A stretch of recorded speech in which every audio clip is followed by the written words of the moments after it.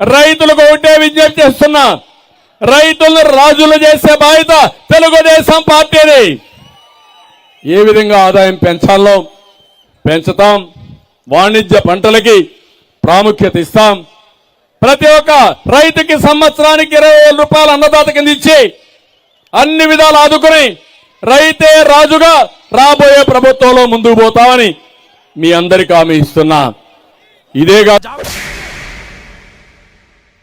5 సంవత్సరాలుగా నేను అరటి సాగు చేస్తా ఉన్నాను. ఈ సంవత్సరం ఉన్న ఇబ్బందులు ఏ సంవత్సరం కూడా చూడలేదు. ఆస్తులు తాకట్టు పెట్టి బయట అప్పులు తెచ్చి 1.5 కోటి పెట్టుబడి పెట్టాను. ఈ 1.5 కోటికి కనీసం ఇంట్రెస్ట్ కూడా రాదు. ఇప్పుడు నేను కొట్టిన 70 టన్నులు కూడా 6 రూపాయలు 5 రూపాయలతో కొట్టాను. ఇప్పుడు కనీసం మీరు ఎంతో కొంత ఇచ్చి తీసుకుపోండి, మీరు అలా ఇయ్యలేకపోతే ఫ్రీగా కొట్టుకోండి అని చెప్తున్నాం. ఇంతవరకు అయితే అధికారులు కూడా ఏమి జరిగింది, ఎందుకు మీరు నష్టపోతున్నారు, దీనికి తగు చర్యలు ఏమన్నా మేము తీసుకుంటాం, వ్యాపారస్తులతో మాట్లాడతాం, పంపిస్తాం అనే వాదన ఎక్కడా వినపడడం లేదు. ఈ రోజు ఒక మొక్క